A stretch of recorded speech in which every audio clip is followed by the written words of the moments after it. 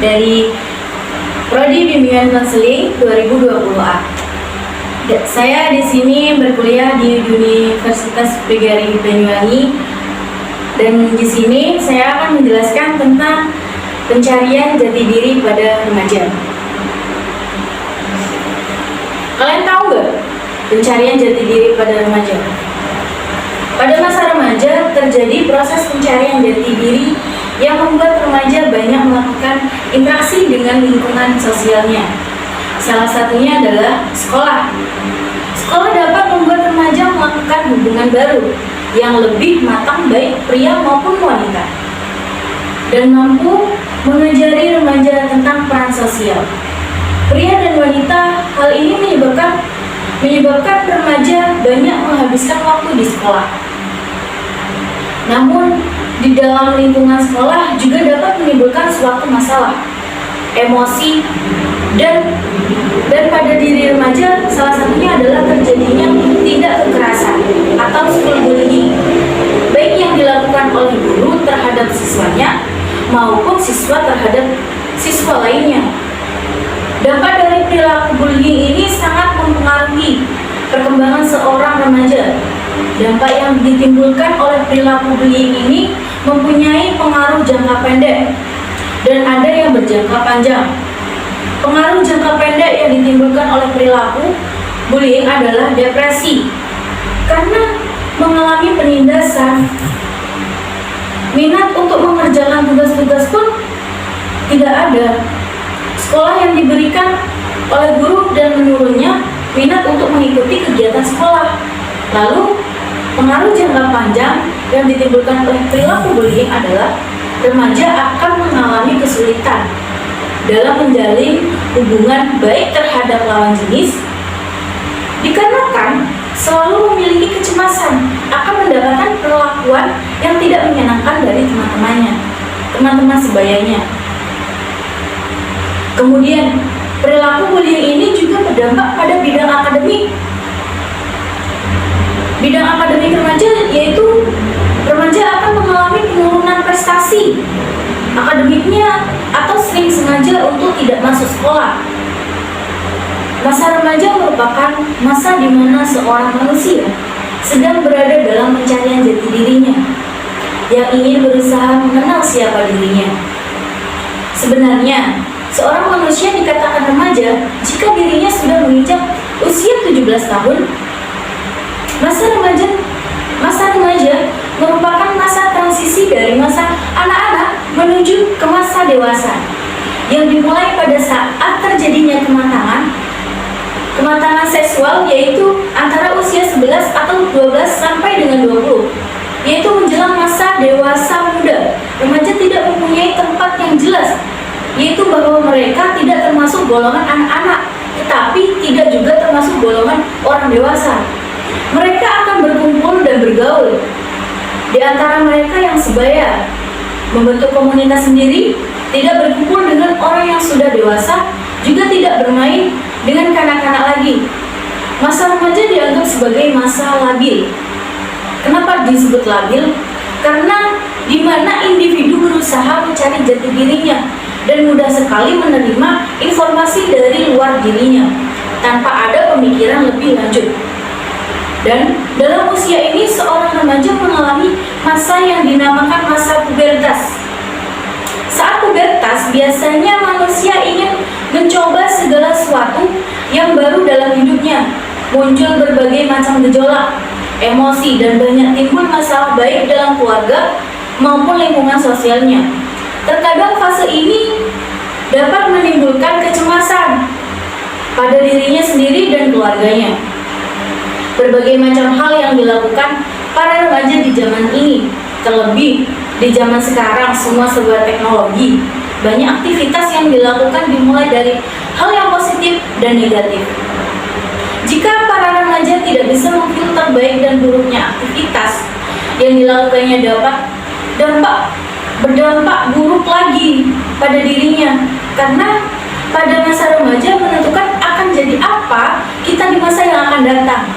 Saat remaja, perkembangan emosi sangat memuncak, karena pada saat masa remaja adalah proses menuju dewasa, pada saat remaja memang susah untuk mengontrol emosi, karena perkembangan antara emosi pada saat kecil menuju dewasa itu sangat sulit. Jika kita sudah tua atau dewasa, kita akan mengingat kembali pada saat remaja dan memikirkan jika kita pada masa remaja mengambil langkah ini, maka kita tidak akan begini. Tanpa kita sadari, masa remaja juga disebut masa terbaik, di mana kita menempuh jalan yang baik, maka masa depan pun akan mengikutinya. Dan sebaliknya pun, jika kita menempuh jalan yang buruk, masa depan pun seperti itu.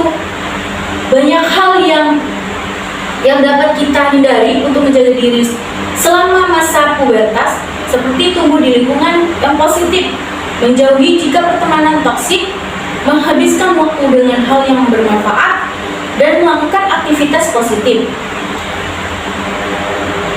yang lainnya. Untuk itu, remaja dan orang tua perlu memahami apa yang sebenarnya terjadi di setiap fase rentang usia remaja. Pasalnya, antara satu fase dengan fase yang lainnya memiliki karakteristik yang berbeda. Dengan memahami setiap fase, maka dapat mendorong perkembangan masa remaja yang sehat. Dan kita sebagai remaja sudah semestinya selalu berpikir dengan jernih, dengan membentuk pribadi yang lebih baik, terlebih saat melakukan hal yang dapat mempengaruhi masa depan kita. Jangan jadikan masa remaja kita sebagai masa yang akan bisa disesali, di mana yang akan datang melakukan selalu hal yang positif pada diri sendiri, maka hal yang baik akan selalu menyertaimu. Masa remaja adalah masa di mana seseorang banyak mencari jati diri, masa untuk menunjukkan eksistensi diri mereka, untuk mendapatkan pengakuan atau agar dianggap keberadaannya di tengah-tengah masyarakat. Mereka melakukan beberapa macam hal. Biasanya ada yang positif dan juga negatif. Misalnya dengan aktif menjadi remaja masjid di sekolah, dengan aktif di OSIS, pramuka, kegiatan-kegiatan yang diadakan di sekolah, dan lain-lain. Tapi ada juga yang mencari sensasi dengan melakukan tindakan yang negatif. Tindakan yang negatif dapat menyebabkan keresahan dalam masyarakat, dari yang ringan sampai yang berat. Misalnya mencuri barang milik teman sendiri, mencontek saat ujian, tawuran, pergaulan bebas, free sex, kebut-kebutan di jalan, pornografi, porno aksi, menyalahgunakan narkoba, mabuk-mabukan. Tindakan yang negatif yang dilakukan oleh para remaja di tengah-tengah masyarakat sering disebut dengan kenakalan remaja. Kenakalan remaja adalah perbuatan yang merupakan penyelewengan norma-norma kelompok yang menimbulkan keonaran di dalam masyarakat. Masa remaja sebenarnya adalah masa terindah yang tidak akan terulang kembali. Namun sayang, banyak dari remaja yang justru membuang kesempatan emas itu. Mereka lebih asik dengan hal-hal yang negatif. Kenakalan remaja dengan di tengah-tengah masyarakat akan meresahkan anggota masyarakat. Banyak orang tua yang merasa khawatir tentang perkembangan anaknya, terutama anak usia remaja. Pada usia ini, anak-anak mulai ingin diakui sebagai seseorang. Mereka sedang mengalami transisi dari anak-anak menuju dewasa. Hal ini sering disebut dengan istilah pencarian jati diri. Remaja mulai show off, ingin menunjukkan kepada dunia kalau dirinya eksis. Hal ini bisa berakibat fatal apabila para orang tua kurang mendekatkan diri dengan anaknya. Inilah yang sering kita sebut sebagai anak kurang perhatian. Mereka biasanya akan mencari perhatian di luar rumah. Pada usia ini, mereka biasanya akan mencari perhatian. Mereka akan mulai mencoba dunia baru yang bisa mereka jejaki dan mereka anggap hebat. Kenakalan remaja terjadi karena adanya salah pergaulan. Bisa juga dari bacaan tontonan atau mengidolakan idola yang tidak tepat. Padahal jika sudah mengidolakan seseorang, misalnya artis, mereka akan mengikuti tindak yang dilakukan oleh orang yang diidolakan, dan kurang layak untuk ditiru. Televisi yang banyak menayangkan hal-hal yang tidak layak ditayangkan, misalnya tawuran, pacaran, mencuri, membunuh, memperkosa, mabuk-mabukan, pesta narkoba, dan lain-lain, yang seolah-olah menjadi ide bagi remaja sebagai suatu jalan untuk mencari identitas diri dan sebagai jalan mengobati stres. Untuk meminimalisir bahkan menghindari banyaknya tindakan kenakalan remaja, maka orang tualah yang paling banyak berperan. Orang tua seharusnya memperhatikan bagaimana pergaulan anak-anaknya, membatasi pergaulan mereka, tetapi tidak dalam artian terlalu ketat, hingga mereka tidak berinteraksi dengan dunia luar, menjalin komunikasi yang efektif dengan anaknya, membiasakan sikap saling terbuka, sering mengajak berdiskusi dengan mereka mengenai hal-hal yang berhubungan dunia kerja. Orang tua sebaiknya jangan pernah merasa tabu dan enggan untuk memberikan informasi-informasi yang menyangkut masalah seksualitas, agar mereka tidak mencari informasi di tempat yang salah, yaitu mendorong anak remaja mencari akses informasi lain. Akses untuk mendapatkan informasi melalui situs-situs porno di internet, majalah-majalah, dan video-video pornografi. Bahkan sekarang telepon genggam pun bisa menjadi sarana penyebaran. Sebagai orang tua tentu saja menginginkan mempunyai anak-anak yang baik dan menjadi kebanggaan orang tua. Tidak ada yang menginginkan kegagalan dalam perkembangan anak. Maka suatu kewajiban bagi orang tua untuk selain memberikan bekal, informasi, dan pengetahuan yang benar, juga membekali mereka dengan pendidikan moral dan agama, agar terbentuk menjadi manusia yang berakhlak dan berbudi luhur. Selain berilmu tinggi, karena keduanya tidak dapat dipisahkan, yang paling penting dari peran orang tua dalam hal ini adalah mendorong dan memfasilitasi anak-anak remajanya untuk menghadapi masa depan di dunia dengan memberikan pendidikan yang memadai, dan masa setelah dunia dengan meningkatkan pemahaman agama dan melaksanakannya dalam kehidupan sehari-hari. Melihat nasihat Albert Einstein, "Regulation without science is blind, science without regulation is blind." Agama tanpa ilmu pengetahuan akan lumpuh, ilmu pengetahuan tanpa agama akan buta. Maka penting bagi kita orang tua membekali putra-putri dengan akhlak yang baik.